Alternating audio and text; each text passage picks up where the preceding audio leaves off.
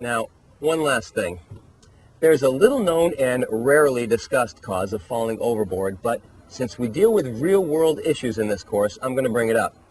Now, let me tell you ahead of time, this is not politically correct, but boaters do this every day, especially when far offshore. So I'm going to discuss it, and if you're offended, well, I'm sorry about that, but save your phone calls and letters. Okay?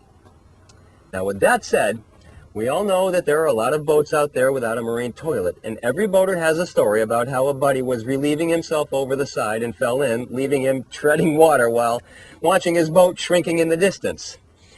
I've seen several tactics for combating this, and I'll share some of the more clever ones with you. First, simply stop the boat. If you fall in, then swim back over to it.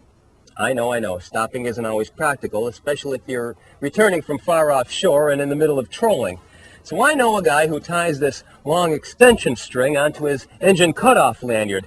Makes it so it goes all the way to the back of the cockpit. Great idea. If he falls overboard, the engine stops, so does the boat.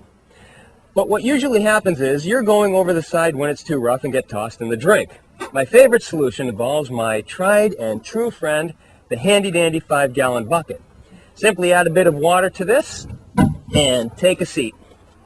I even had one clever member of my crew on a scalloper actually mount a toilet seat onto a bucket. And if he wanted privacy, he would just put a full-length rain poncho over him and he's good to go. Very clever and very safe. See? Necessity really is the mother of invention.